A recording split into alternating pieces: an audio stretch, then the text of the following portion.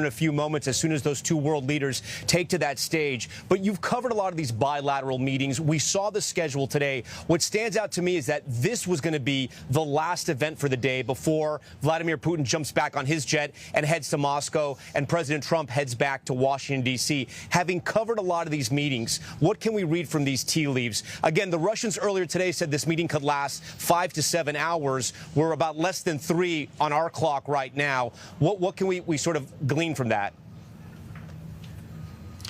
You know, Tom, it's a good question. I think that's what all of us are waiting to see the answer to. I will say that the images we've seen already today were not only historic, they were also striking, and certainly in the eyes of some of the presidents, President Putin and President Trump's critics, I think they may have been startling to see Vladimir Putin in the back of the presidential limousine where he was chuckling, laughing, smiling. The two of them, though there wasn't a one-on-one, in effect had a one-on-one privately with what we believe were no interpreters in the vehicle at that time. So what were they speaking about during that short visit? But recognize, I think, as we anticipate this dramatic moment here, that Donald Trump, throughout dating back to his time as a businessman successfully in New York, as a television producer, really is the producer of this presidency. And we watched it play out in real time a bit earlier today as the two men, at almost at the exact time, descended the staircases.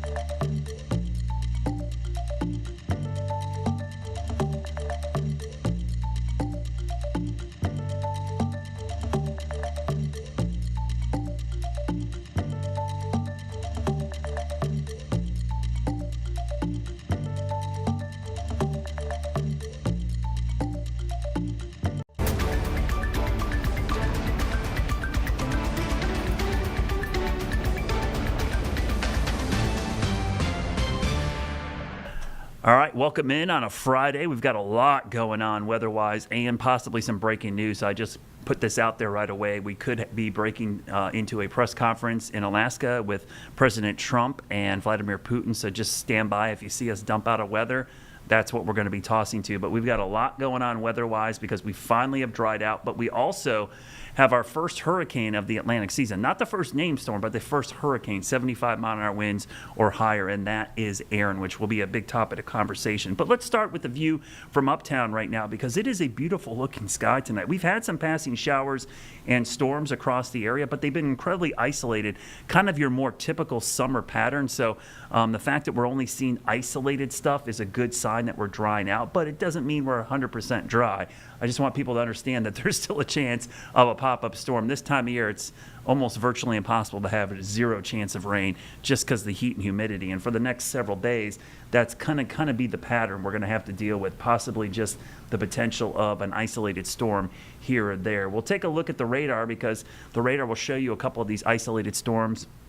And really, I won't call them storms because I haven't seen much lightning, but showers.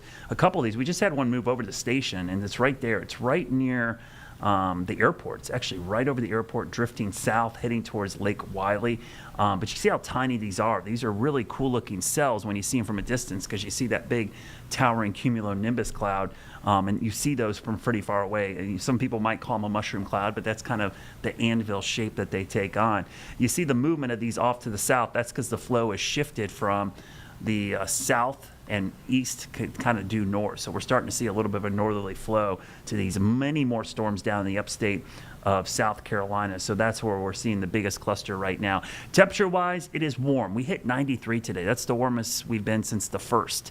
That was the last time we had 93. So we're tied for the hottest day of the month so far, which has been a pretty cool month, but we've added 3 days in a row of above normal temperatures.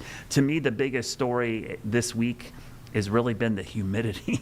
The humidity has been sky high. The dew points are well into the 70s, and that's going to be the case probably going forward. Now, tonight's forecast, if you're heading out and about with a lot going on, if you're going for dinner, just be aware of that isolated shower chance, but temperatures in general will be in the low 70s. Tomorrow, hazy, hot, humid weekend, certainly not like last weekend with the rain and clouds. And the cool conditions, it's going to be in the low 90s. It is going to be a hot weekend and very steamy. Average high is 89 right now, by the way. So seeing temperatures in the low 90s above our average. Charlotte FC, huge match tomorrow against Real Salt Lake. Now, this is a big match because they've won 5 in a row. And this will give them a chance to move up in the standings. Hopefully they'll keep it going. And you know how we kind of defend the bank. That is definitely what you want to do to keep this streak going. But mid-80s for tailgating. The match should start off with mid-80s as well. Very steamy, light winds. So just a heads up if you're going to the game. Definitely going to want to drink plenty of water. And that north side of the stadium is going to be pretty scorching hot until the sun goes down. Interesting low pressure off the East Coast. That's a non-tropical low, but it could develop into a weak low pressure system. The reason that's something to watch is that could tell us kind of the steering currents for Aaron. Now, our rainfall forecast, 5-day rainfall forecast actually looks pretty normal. Just a 20% chance here for the next 5 days. Could be 30% at times, but certainly nothing crazy. There's Aaron, just to put in perspective. I always like to show you where it is in relation to the United States. It's still not even in the Caribbean, so it's still a really far ways out there. We're losing daylight out there, obviously, so our visible image goes away, so we'll flip over to the infrared. I will tell you exactly where the center is because it's a little bit confusing when you look at this. The center is this little section right there. You see kind of an eye trying to form.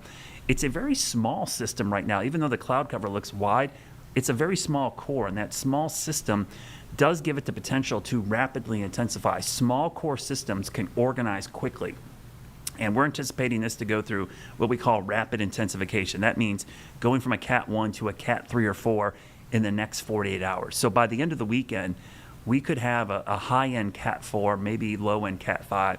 That means 140 to 145. That is going to be a significant hurricane. And the good news, it's not heading our way. This is the path.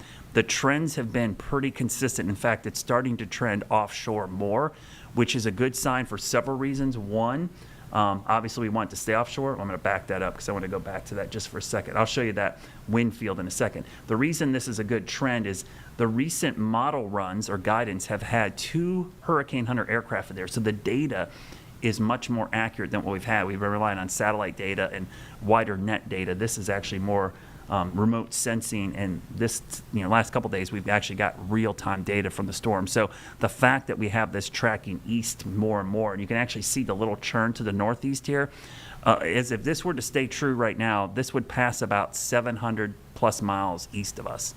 That's really far away. And we'd be on the west side, which is the weaker side and drier side of the storm. So just all in all, good news. Now, the wind field, this is the tropical storm winds, not the hurricane force winds, 39 miles an hour, just a 5 to 10% chance of that in the Outer Banks. That's it. We're not anticipating any wind or rain issues from Aaron at all for any part of the Carolinas. So let me repeat that. We're not expecting any wind or rain impacts at all from Aaron. But what we are expecting are swells or waves. Significant wave heights could be maybe offshore 10 to 15, near shore 5-6 foot waves. So the swells and the high tides will be way above normal, and this could lead to some beach erosion, really bad swimming conditions. I'm talking the potential of rip currents that could be very deadly. And so if you're going to the coast, I would not change my plans. I would not cancel my plans, but I would be very cautious about going too deep in the water, keeping a close eye on those lifeguard flags, because I bet there'll be red flags out all along the coast, which means don't go in above your knees. So that is going to be our biggest indirect impact from Aaron. We are not expecting direct impacts. Locally this weekend, I had to pull the skeeter meter out because two things about our wet August. It has produced ideal breeding grounds for mosquitoes. We are now more than 7 days removed from that first batch of rain at the beginning of the month, so we've had a bumper crop of mosquitoes hatching, and they are going to go crazy here over the next couple days. The light winds, hot, humid conditions, that means really, really high-level mosquito activity. Usually the late summer is when we see the most activity, just because it's been a whole summer of breeding. And so that's something, if you got outdoor plans, bring the bug spray. Also, we're not quite fully into ragweed season yet, but I wanted to share with you the pollen forecast because the rain has also led to an incredibly high mold count. Mold spores are an allergen, so if you're sniffling and sneezing, thinking you got a summer cold right now, it's probably mold. Mold count is through the roof because when you get this much rain and it's hot and then humid, you get a lot of mold spores. So you probably notice all the fungus growing in your yard or on your walks. There's mushrooms everywhere because of the amount of moisture we've had. And ragweed is starting to show up, though it's kind of in the low to mid end. Ragweed tends to ramp up towards the end of August and into September. And ragweed season is always a tough one. That is like my number one allergen.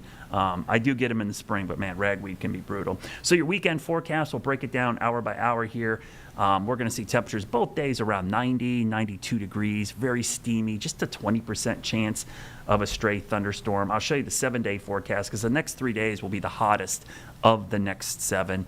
92, 93 degrees all 3 days, and it'll feel like 100 degrees plus. We will start to see some cooler weather. Now, this could be another indirect impact of Aaron. It's going to be well offshore, but because of the bigger flow around it and the trough over the northeast, it should actually bring some cooler air from the north into the eastern U.S. So I do expect probably temperatures will be trending a little bit cooler next weekend into the first day of school for Charlotte-Mecklenburg schools, which, believe it or not, is now just a mere 10 days away. And every kid out there is crying right now. But no, it'll be a good first day of school, only mid-80s and no storms to worry about. So that's a look at your 10-day forecast. Tim Buckley is going to join me here in just a few seconds. And again, if you see us have to toss to breaking news, we are awaiting a huge press conference in Alaska with President Trump and Vladimir Putin. So we may dump out of this. So Tim, I don't know how far into this we're going to get, but we'll talk as much as we can until we get preempted by the president. Yes. We will not be talking about global affairs. We will talk all about clouds and sunshine and hurricanes, though. Yes. The stuff that it's in our wheelhouse. So Tim, a kind of interesting thing with Aaron. I don't know about you, but the last couple of forecasts and having the hurricane hunters out there and the trend and the guidance, the confidence in this staying well off the coast of the Carolinas is looking pretty good right now. Yeah, I don't know about you. There's always like a hesitancy to kind of take that and run with it.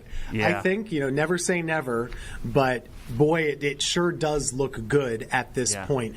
When we're talking about a storm passing between North Carolina and Bermuda, it's not really like threading a needle. There's actually plenty of room in there. And these storms pass between us pretty commonly. Maybe, Yeah. most years, one or two, we get one. But when it's a Cat 4, Yeah. it makes you think. So Yeah, that's I'm what- feeling decent, like you said. I was going to say, that's always the concern. And sometimes I feel like when the storms get big and strong like this, even though you know you're going to miss, it's kind of like seeing your dog on the edge of the interstate going, well, they're not in traffic, but they're pretty close. And so you're like, you hope something doesn't veer over Right. and get close to them. So I totally understand that as well. Yeah. Well, we're really leaning right now, we're leaning on the science, we're leaning on the technology and the knowledge of the weather, which, is the whole reason why we do what we do. And we're thankful that we've had these advances over the last couple of decades to, get computer models and get satellites and all these things to observe the weather and predict the weather, which is why we want that to continue in the future so we can get even better. But right now, all of those signs are pointing toward a big sharp curve, which it's always nice to start to see it in the cone, and now we're Yes. within that 5-day window to see it in the cone. Yeah, it's kind of nice to see that little churn to the northeast at the end there. It was kind of nice. Speaking of the technology and the models, I'm glad you brought that up. And it's been kind of interesting. This has been our first season with a lot of AI modeling, at least publicly available. Trust me, it's been running experimental. What I found fascinating, I've been looking a lot at the AI modeling just to kind of compare it. It's actually been much further east than some of our traditional modeling, and I'm not saying it's true or false, I'm just saying it'll be interesting to see how that performs in reality, because there's been a noted, I don't want to say divergence of the old school models and the AI models, not by a lot. They're all kind of showing the same thing, but there's definitely more of a easterly right-hand churn to the AI modeling versus the traditional stuff. Yeah, it is really interesting. And for anybody watching who might not know, the difference of what we're talking about, I could pop some of these up here. Yeah. So There you it's go. actually been a partnership with, Google, using a lot of their computing power here. This is an artificial intelligence aided computer prediction. Yeah. And it involves a lot less computing power than traditional computer models that we use for weather. And it's Brad, correct me if I'm wrong. It's weighted a lot more on probabilities using history rather than on the physics of the atmosphere. So Yes. it's loaded up with basically knowing exactly what every hurricane and every storm has done in the past. Yep. And it's kind of weighing on that pretty heavily. And like Brad was saying, a lot of these have been really clearing the Carolinas for days already, Yeah. whereas some of the more traditional models were a little bit closer to us. So it's interesting to track it. How long have you been tracking these things, Brad? I haven't for very long. For a little bit. There was actually, I'm glad Google actually released this page, which is a very nice page, by the way. It's very easy to read, and it's great for laymen. But before that, I think Weather Bell had a couple versions of it, as well as I think the weather model page had it as well. But I've been watching it. But you're right, and I think it's an interesting thing about pointing out the AI modeling. It doesn't use as much physics. It relies more on data sets from the past, which I'm a little concerned about because it doesn't really account for extreme events. So I think that's something that'll be curious, because it literally does not know about things that have never happened before. Whereas if the physics were there for this to be a certain type of storm, right, the physics would tell us it was going to do that. It's relying more on what's happened in the past. So I do think it'll be interesting to see. I'm kind of curious how that performs. But the other thing I'll tell you, the traditional modeling is all, like the European for a while was like pretty scarily close to the coast, and it's all kind of come back to the east as well. And that's why I think there's growing confidence. As Tim pointed out correctly, when we have these many models and pieces of data all kind of showing the same thing, it does lead to confidence. But there's always that outlier, that one outlier that'll keep you awake at night. And that's why I think if I'm in the Outer Banks in particular, would be an area where, just because of how susceptible they are to storms, Tim, it's always like you never write a storm off until it's past you. Yeah, it's true. I kind of made up one of these maps. I think I stole this idea years ago from you, Brad, actually. Yeah. Just little I love concern levels at one point. And, I think most of the Carolinas would be in a 0 concern level right now. But if you're in the Outer Banks, you kind of up that all the way to a medium at this point. Yeah. Like, you actually could get to a point where you're not really able to get around super easily, with Highway 12 being the way that it is next week. So this is just kind of my thought on the situation. But basically, if you're out there, especially on Hatteras Island, which is south of Nags Head, it's when you get to the point where Highway 12 gets overwashed and you're not going anywhere. That's a concern. That could happen next week. It could happen as early as Tuesday, but probably not until Wednesday and Thursday. The rest of the state, you're probably okay. It might just be expensive with, a lot of sand coming off the beaches. That the towns will have to decide what they do about next year. But that's kind of the way it looks right now. Mostly a transportation issue, a beach erosion issue, and really a water safety issue too. I don't know if you saw, Brad, what Morehead City is already putting out briefings on this thing, talking about coastal flooding hazards, rip current hazards, and really just that potential of some inundation, even if it's sunny outside. Yeah, I was just going to say that, Tim. There's been times in the Outer Banks with distant hurricanes where it's been sunny on the Outer Banks, and they've had water overwashing Highway 12. So I think the thing is, maybe no rain. I don't see any rain at all. The winds, typical winds, it'll be breezy. It's always breezy out there. But you could have indirect impacts of that kind of overwash, high tides, and rough surf, even under sunny skies. So I think it's always difficult to kind of explain to people, there may not be a cloud in the sky, but you might have coastal flooding because of this onshore flow. So I think the one thing I will tell everybody that's listening, we're still watching it. We're not writing it off. Tim and I, even though we're very confident, I'm a big proponent of there's never zeros and 100% in weather, right? There's always 1 to 99%. So this is like one of those things where I'm in the high 90s of confidence, but we're not quite at 100%. Yeah. So stay tuned just in case, as we always say. Something else I want to talk about, Tim, was what did you guys get up to today? We actually got to 93, but we're finally getting back to this heat and humidity. So we're getting back to normal, but what's interesting, and I like these little oddities.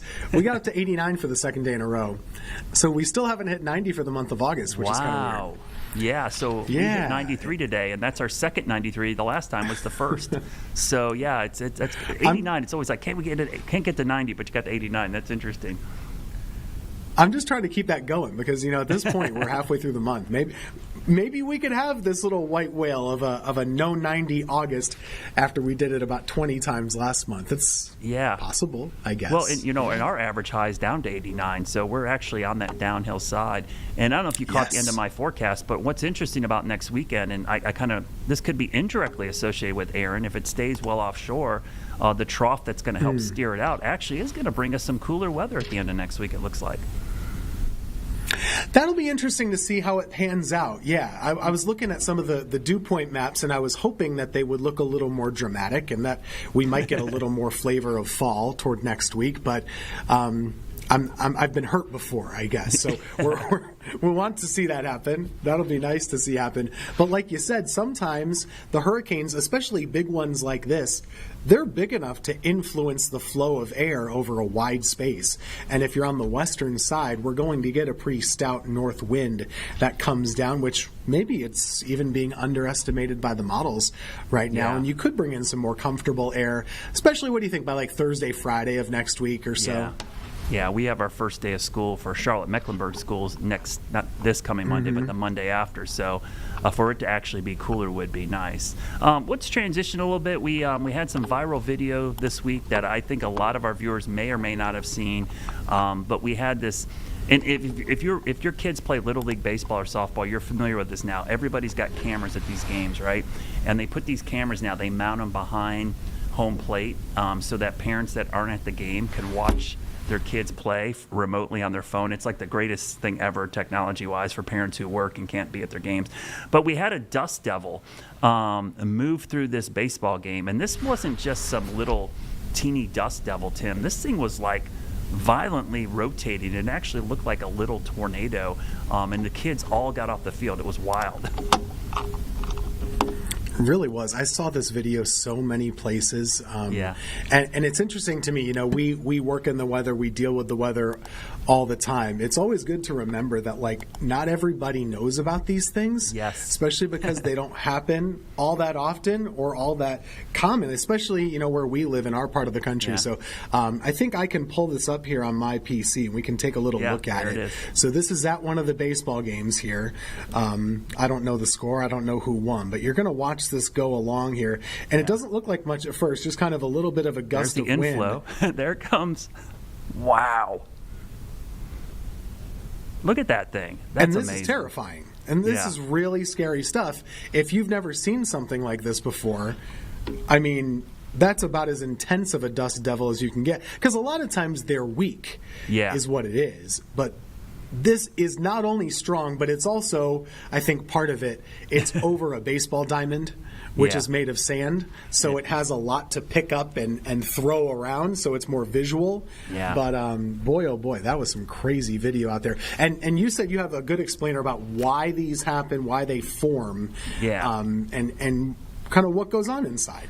Yeah, they're very fascinating. Usually the typical setup is dry, hot, sunny days with a little bit of breeze. So, Jeb, I don't know if you can punch up my weather one here. So dust devils, the way they form is typically the ground heats up first. That's the lift, and that's not too dissimilar to what we get with normal thunderstorms. The heating of the ground gets heated up, the air gets lifted. The thing about dust devils that make them different than, let's say, a tornado, we talked about waterspouts yesterday, it's kind of the same thing. These often form from the ground up. They don't form from a cloud. There's no cloud above them. These will form under sunny, clear skies. A weak area of low pressure will begin to form. And if you get a crosswind, you can actually get this to start rotating. And what happens is, as the rotation begins to shrink, it gets more violent. That conservation of angular momentum, we call it. If you've ever played tetherball or you watch figure skating, if you take a large circulation and shrink it down, it spins faster and faster. And so this process will continue to keep going until you get a violent spin. And because the ground is hot, as long as it's over a surface where that heat is still rising, you can get these to last a pretty long time, Tim. And we've seen these, like you said, some pretty strong ones that have picked up like bouncy houses and even porta-johns and tents at like concerts and festivals. But this is also the same way that fire whirls form. Some people call them fire tornadoes. They're not really fire tornadoes. But fire whirls will form this way in wildfires, not because of the sun heating the ground up, because of the intense heating of the wildfire itself, but kind of the same type of setup that you get these dust devils. But you usually need sunny, dry weather. Usually we don't get them here because in the summer we don't get them, at least. It's because it's too humid. You want dry, hot, sunny weather. So spring and fall is usually when we start to see them in our neck of the woods. Yeah, pretty wild. I think that video was out of Rochester, New York. This is not something they deal with all that often. Speaking as someone who grew up down the road from up there, that'll give you a surprise for sure. Water spout over Lake Ontario, maybe. Snow squall, yes, but that's a little weird. More of a desert thing, typically. Yes, you see them in the desert Southwest a lot. Yeah, I was going to say these have also been documented on Mars. The Mars rover has seen a ton of these. Satellite imagery have seen them on Mars as well. Yeah. And sometimes you'll see them. They're not always full of dust, Tim. Sometimes they're full of leaves. I've seen hail. I would say bales of hay. All right, so Tim, I have to interrupt you right there. We're going to have to go to breaking news. President Trump is just stepping to the podium with Vladimir Putin. We're going to join them live in Alaska right now.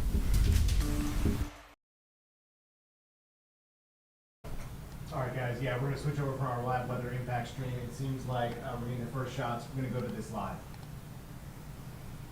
Quite useful. I would like to thank once again my American counterpart for the proposal to travel out here to Alaska. It only makes sense that we've met here, because our countries, though separated by the oceans, are close neighbors.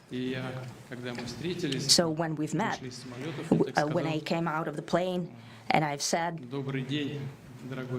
"Good afternoon, dear neighbor. Very good to see you. In good health and to see you alive." I think that is very neighborly. And I think that's some kind words that we can say to each other. We're separated by the Strait of Bering, though there are 2 islands only between the Russian island and the U.S. island. They're only 4 kilometers apart. We're close neighbors, and it's a fact. It's also important that Alaska has to do with our common heritage, common history between Russia and the U.S., and many positive events have to do with that territory.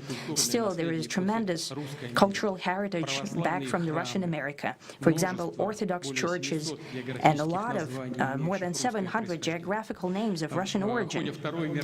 During the Second World War, it was here in Alaska that was the origin of the legendary air bridge for the supply of military aircraft and other equipment under the Lend-Lease program. It was a dangerous and treacherous route over the vast emptiness of ice. However, the pilots of both countries did everything to bring closer the victory. They risked their lives and they gave it all for the common victory. I was just in the city of Magadan in Russia, and there is a memorial there dedicated to the Russian and the U.S. pilots. And there are 2 flags, the U.S. flag and the Russian flag. And I know that here as well there is such a memorial. There is a military burial place several kilometers away from here. The Soviet pilots are buried there who died during that dangerous mission. We're thankful to the citizens and the government of the U.S. for carefully taking care of their memory. I think that's very worthy and noble. We'll always remember other historical examples when our countries defeated common enemies together in the spirit of battle camaraderie and allyship that supported each other and facilitated each other. I'm sure that this heritage will help us rebuild and foster mutually beneficial and equal ties at this new stage, even during the hardest conditions. It is known that there have been no summits between Russia and the U.S. for 4 years, and that's a long time. This time was very hard for bilateral relations, and let's be frank, they've fallen to the lowest point since the Cold War. I think that's not benefiting our countries and the world as a whole. It is apparent that sooner or later we had to amend the situation to move on from the confrontation to dialogue. And in this case, a personal meeting between the heads of state has been long overdue. Naturally, under the condition of serious and painstaking work, and this work has been done in general. Me and President Trump have very good direct contact. We've spoken multiple times. We spoke frankly on the phone.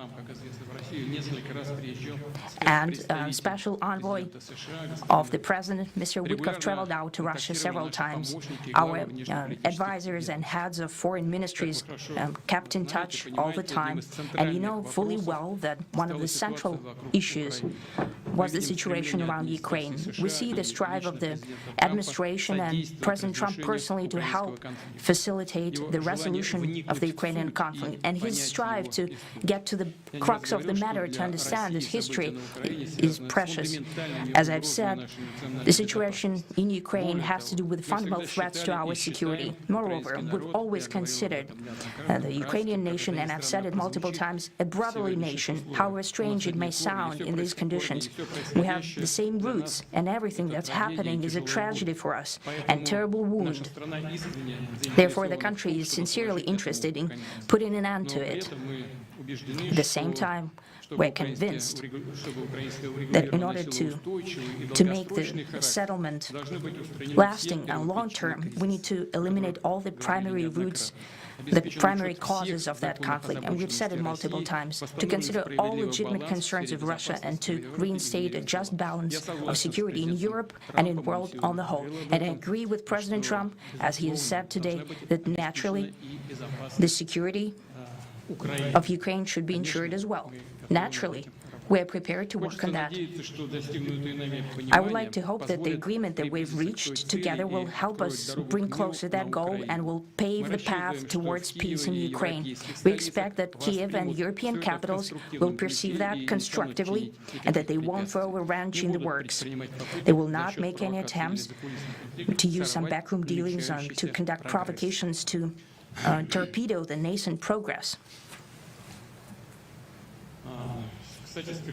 Incidentally, when the new administration came to power, bilateral trade started to grow. It's still very symbolic. Still, we have a growth of 20%. As I've said, we have a lot of dimensions for joint work. It is clear that the U.S. and Russian investment and business cooperation has tremendous potential. Russia and the U.S. can offer each other so much in trade, digital, high-tech, and in space exploration. We see that Arctic cooperation is also very possible, and our international context, for example, between the Far East of Russia and the West Coast of the U.S. Overall, it's very important for our countries to turn the page, to go back to cooperation. It is symbolic that not far away from here, the border between Russia and the U.S., there is a so-called international date line. I think you can step over, literally, from yesterday into tomorrow. And I hope that we'll succeed in that, in political sphere. I would like to thank President Trump for our joint work, for the well-wishing and trustworthy tone of our conversation. It's important that both sides are result-oriented, and we see that the President of the U.S. has a very clear idea of what he would like to achieve. He sincerely cares about prosperity of his nation. Still, he understands that Russia has its own national interests. I expect that today's agreements will be the starting point, not only for the solution of the Ukrainian issue, but also will help us bring back business-like and pragmatic relations between Russia and the U.S. And in the end, I would like to add one more thing. I'd like to remind you that in 2022, during the last contact with the previous administration, I tried to convince my previous American colleague that the situation should not be brought to the point of no return when it would come to hostilities. And I said it quite directly back then, that it's a big mistake. Today, when President Trump is saying that if he was the president back then, there will be no war. And I'm quite sure that it would indeed be so. I can confirm that.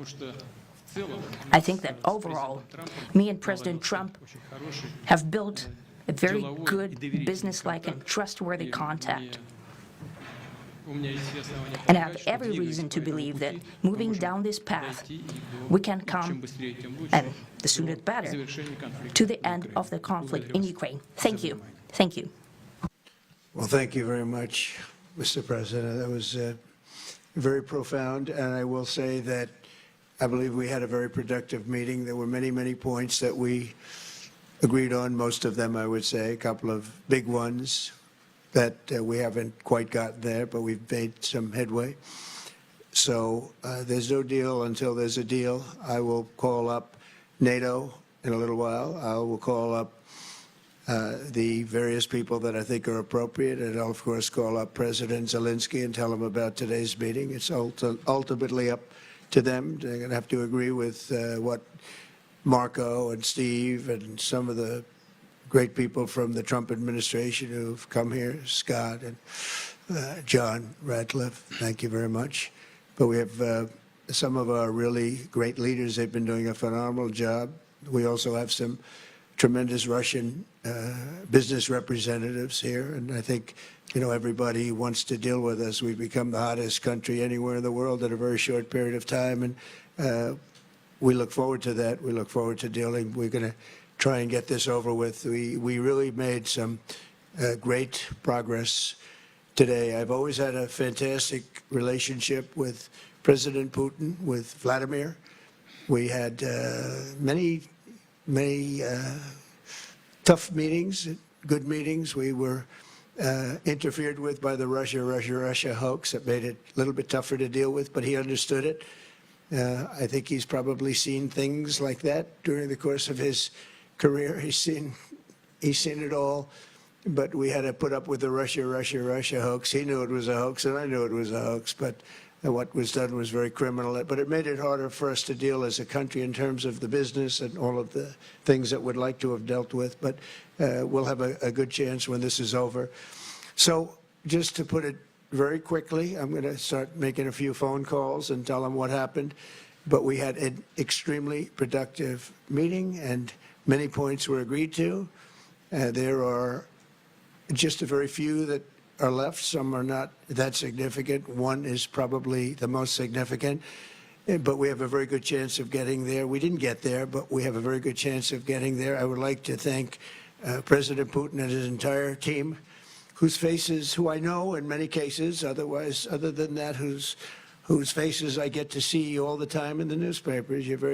You're almost as famous as the boss, but especially this one right over here. But we had some good meetings over the years, right? Good, productive meetings over the years, and we hope to have that in the future. But let's do the most productive one right now. We're going to stop really 5, 6, 7,000, thousands of people a week from being killed, and President Putin wants to see that as much as I do. So, again, Mr. President, I'd like to thank you very much, and we'll speak to you very soon and probably see you again very soon. Thank you very much, Vladimir. Next time in Moscow. Oh, that's an interesting one. I don't know. I'll get a little heat on that one, but I could see it possibly happening. Thank you very much, Vladimir. And thank you all. Thank you. Thank you. Thank you so much.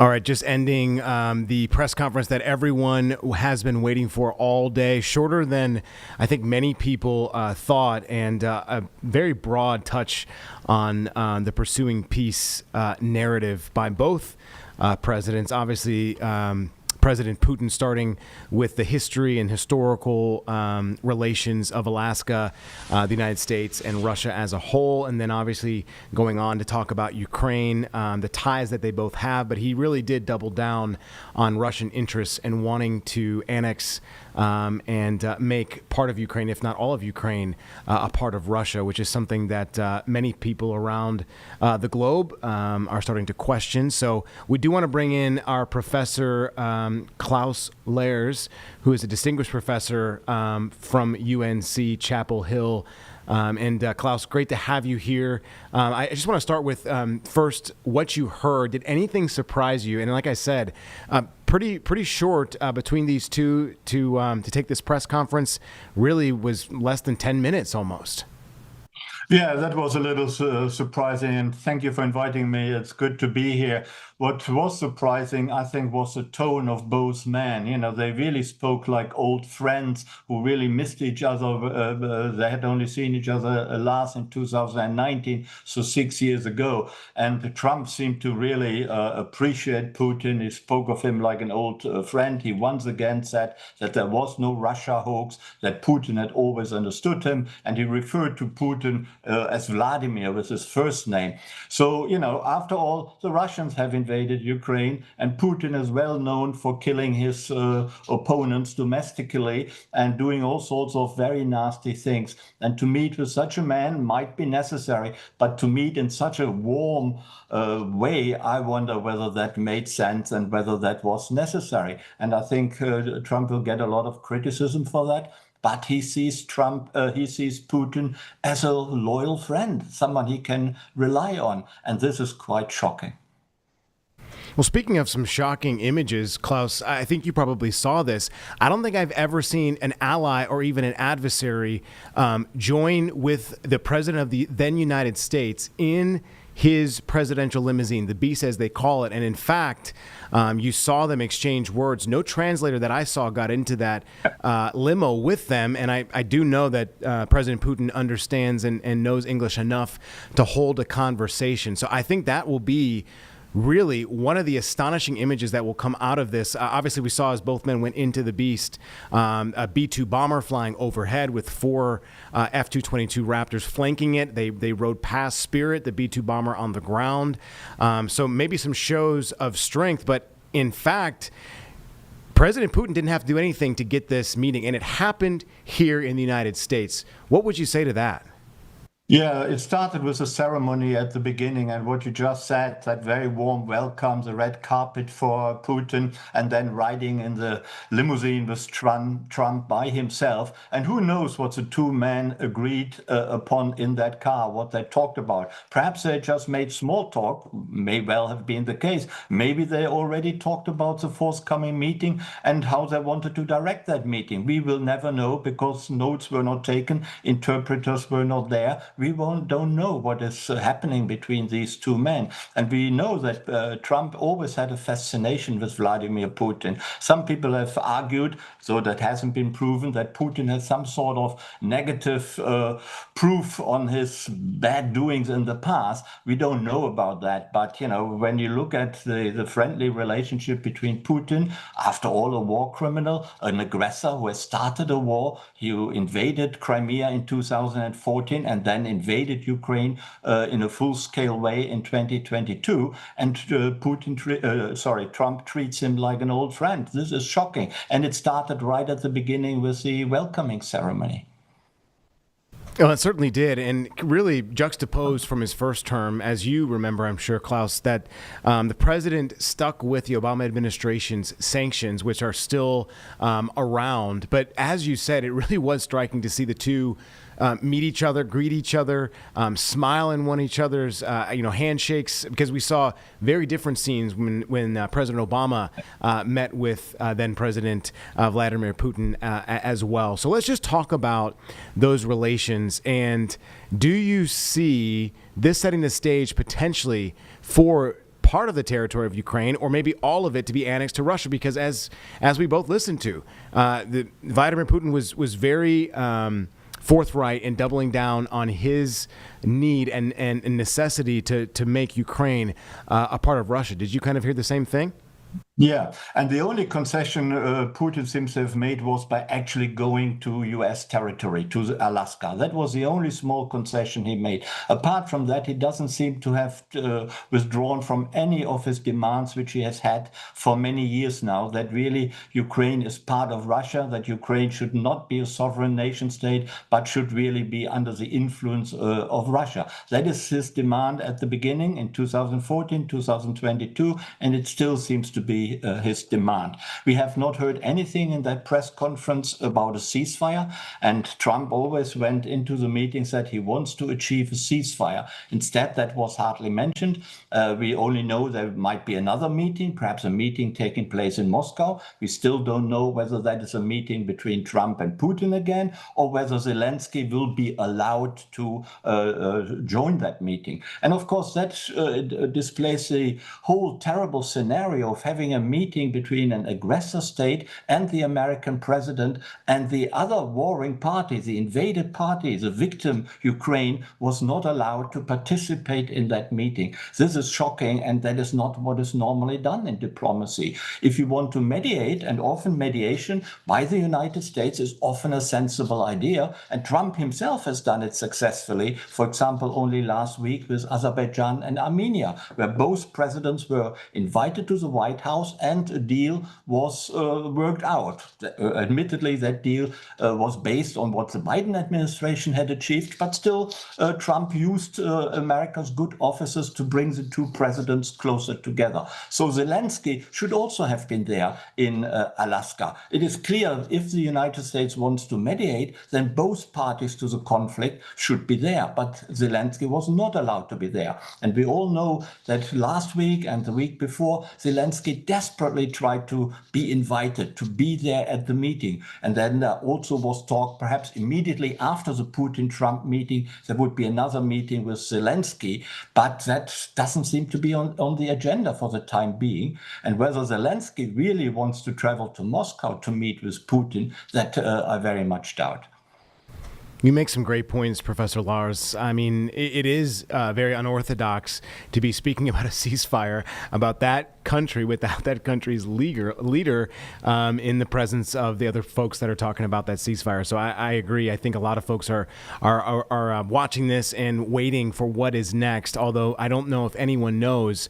And in fact, we did see reports from Ukrainian President Volodymyr Zelensky just a number of hours ago that Russia continues its offensive of Ukraine. So that does not back down. And it seems, Professor Lars, that right, the UN, the EU, they are anxiously watching this because this could mean potentially bigger ramifications for Eastern Europe, right? I mean, if Ukraine is annexed in any way, we saw Crimea annexed in the early 2010s. And that obviously created some instability in that region. Other folks were wondering what was next. So set the scene for us in what it looks like in Eastern Europe and why there's such a hesitancy for Ukraine to be a part of Russia. Yeah, I think the big question is first the ceasefire. Will there be a ceasefire or not? Has something like that been agreed? And will Trump continue American financial and intelligence aid to Ukraine, or has he agreed with Putin to stop that aid? Because the Europeans are in the difficult position that they deliver and provide almost 50% of both military and financial aid to Ukraine, but 50% is only half of what the Ukrainians need. And the Europeans are not in a position, for example, to replace the American intelligence network. They simply haven't got the resources to do that. And also some of the military aid can only be delivered by the United States. So the Europeans, if they are left with having to make up for the aid the United States has so far delivered to Ukraine, the Europeans couldn't replace that. And that, of course, puts them in a very difficult situation. And they all know if Putin gets away with invading Ukraine and coming out as a victor and perhaps conquering Ukraine to a large extent, or be able to replace Zelensky with a puppet government in Kiev, then Putin may go into other countries in Europe. Moldova comes to mind, Georgia comes to mind, where the Russians already possess two territories which are part of Georgia, but they are occupied by the Russians. And perhaps Estonia comes to mind, and even the Poles are very concerned what Putin might do next. Personally, I don't think that Putin will immediately start invading other countries in Eastern Europe, but it cannot be totally ruled out. And you certainly have to make provisions to make sure that Putin realizes there would be very strong resistance. So the Europeans are in a very difficult position. And Trump has the tendency to mix economic and security concerns. He can always threaten, if the Europeans are not coming on board, that there will be higher tariffs on European exports to the United States. And he can also threaten that he may have second thoughts about staying in NATO, that perhaps the United States will leave NATO after all, despite the 5% increase of defense expenditure, which has been agreed recently. So Trump has really all the cards, and the Europeans, despite the Europe being economically strong, they're militarily quite weak. The Europeans are really dependent on the United States. And of course, the same applies to Ukraine. Ukraine is totally dependent on American military aid and also financial and intelligence aid. Without the United States, really, it is very doubtful whether the Europeans and Ukraine can continue the war for any length of time in a successful way. A brilliant explanation, Professor Lars. That really puts it in layman's terms for us to understand. I got to ask, and I don't know if you heard this, did I hear that President Putin had said that if President Trump was president back in 2022, that there would be no war? What did you think about hearing that? Can I ask you? Yes, I did hear that as well. I think that it has less to do with the facts on the ground, but with flattering Trump. You know, Trump has been saying that for many years now, that if he had been president, the peace would have been preserved. And Putin just repeats that to flatter and impress Trump. Putin, of course, wants to be on the good side of Trump. He knows that what I just said about the Europeans, that also applies to Putin, that the cards are are with the American president. And if he can stay on very friendly terms with Trump, that means a lot for his success in Ukraine. And if he falls out with Trump, then he has a severe problem. The American president can put a lot of sanctions on the Russian economy. He can provide even more aid to Ukraine. He can do all sorts of things which make life for Russia and for the war in Ukraine they are fighting very, very difficult. So Putin is really dependent on staying on the good side of Trump. But Putin is a very skillful negotiator. He's a very clever and smart man. And he seems to have outmaneuvered Trump at that meeting in Alaska, certainly judging by the press conference we just listened to. And of course, he has been outmaneuvering Trump and playing Trump for the last few months, because Trump and the Europeans have been pushing for a ceasefire for many months now. And Putin has always avoided and evaded that question and managed to continue the war. He talks nicely about a ceasefire, says he also wants a ceasefire, he also wants to see peace, but then he continues bombing Ukrainian cities and hitting civilians very, very hard. And as you just said, while Putin and Trump were meeting in Alaska, the Russian bombing attacks on Ukrainian cities continued. This, to me, does not look like a man of peace. Putin wants to continue the war until he has won in Ukraine.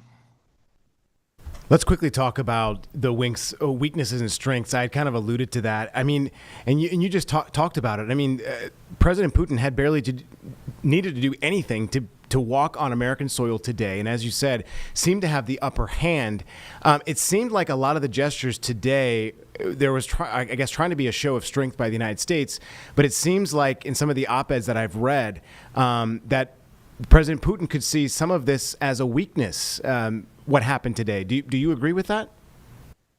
Yes, I think Putin has realized that Trump was desperate to get a summit with Putin, because Trump has been promising really since the election campaign that he would end the war in Ukraine in 24 hours, which of course has not happened. And he kept talking about the fact that he would like to bring the war to an end, that he is a peacemaker. He wants to win the Nobel Peace Prize. And Trump has had some successes in creating peace conditions in other scenarios, like Azerbaijan and Armenia, like in Africa, Rwanda and Congo. He has had some success, but the big prize, of course, is the war in Gaza, which Trump has not been able to overcome at all. And the big prize is the war in Ukraine, which Trump also has been unable to overcome and end. And Putin knows that. So Putin knows that Trump is desperate to see and to show to his followers, to the American people, to the world, that he has made progress with bringing peace to Ukraine. And Putin is totally playing that and exploiting Trump's weaknesses. He knows that Trump is a very vain man, that he needs to have his ego stroked, and that he wants to win the Nobel Peace Prize. And Putin has fully exploited that. Man, some great takeaways there from our discussion there, Professor Lars. As I said, there were some noticeable differences between the first term between President Putin and President Trump, but there were some similarities as well. Has the relationship, do you think, changed at all in any way? We've pointed out how friendly they appear to be to one another, especially for what was supposed to be one of America's biggest adversaries. What are your thoughts on that? No, not really. You know, when you look at the first term, where Trump had several meetings with Putin and they got on famously, he confiscated the notes of the interpreters so that no one could know what actually was said during his bilateral talks with Putin.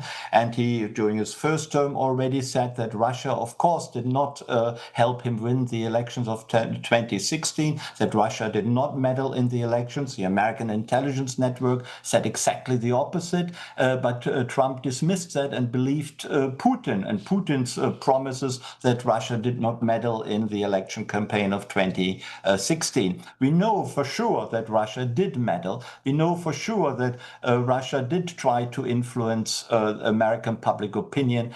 And Trump has always dismissed that and he continues seeing Putin as a personal friend almost. And I think the difference between the first and the second term are very, very negligible. still sees Putin as someone he can rely on. This is all very disconcerting.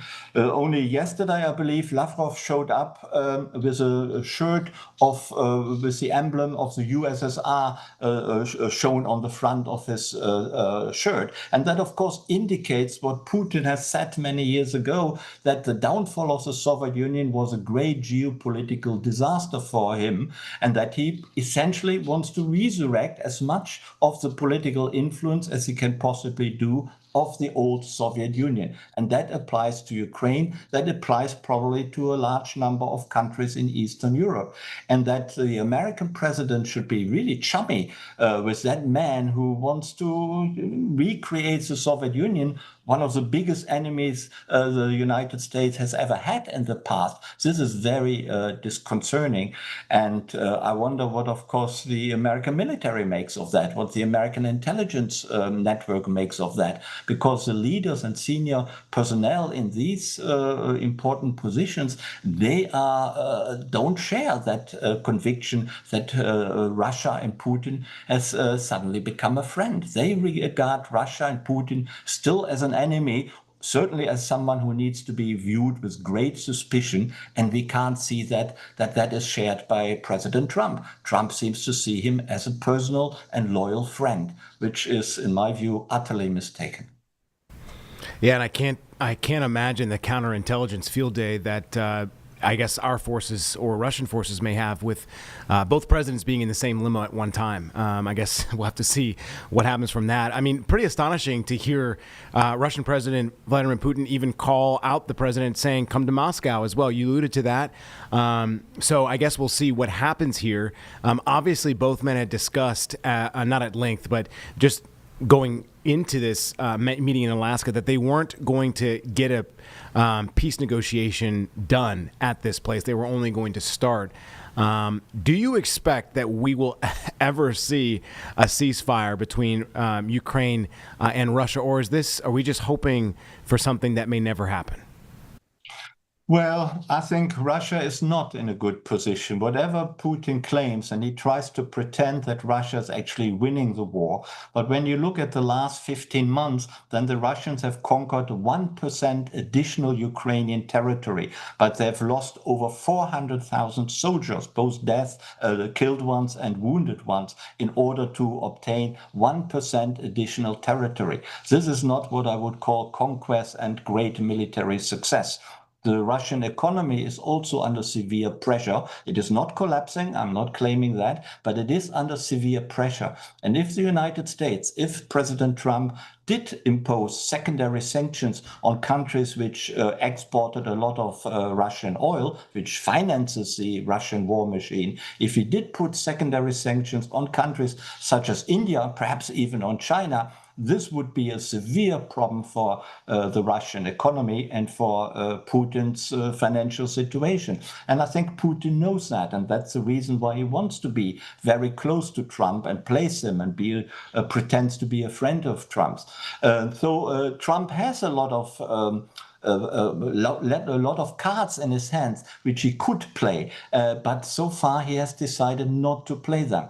If there were a meeting between Zelensky, Putin, and perhaps some European leaders, perhaps then, under proper conditions, under proper negotiations, a ceasefire could eventually be achieved. Because Putin cannot fight that war forever. Whatever he pretends, and Russian propaganda is very, very good. You look at RT, at Russia Today, that digital channel, they are very, very good in bringing their point of view across, and they persuade many people in the world of the Russian point of view. But in fact, the facts on the ground are much tougher to Russia and to Russia's warfighting capability than the Russians let on and than many of us believe. So Putin, in the end, will also have come to the table, and he will also have to agree to a ceasefire and then also to a proper peace treaty. But of course, it needs the Europeans to be present, and above all, it needs Zelensky to be present and discuss and talk to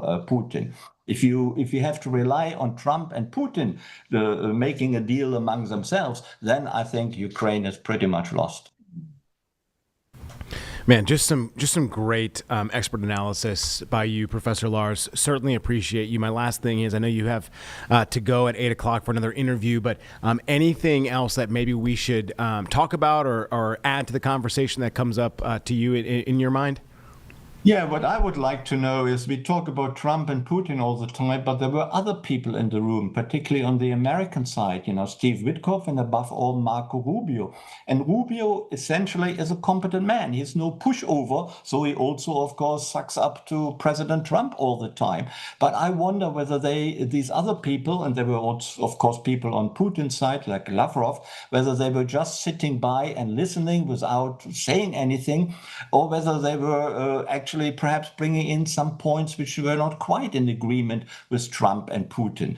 That would be interesting to know whether there was actually some sort of discussion, maybe even a bit of a controversial discussion, or whether it was just shaking hands and agreeing with each other and there were no disagreements at all. Hopefully in the near future, some of the information will get leaked and we will learn more about that in the hopefully near future. But for the time being, we have to rely on that press conference, and that press conference was, I would say, a little shocking.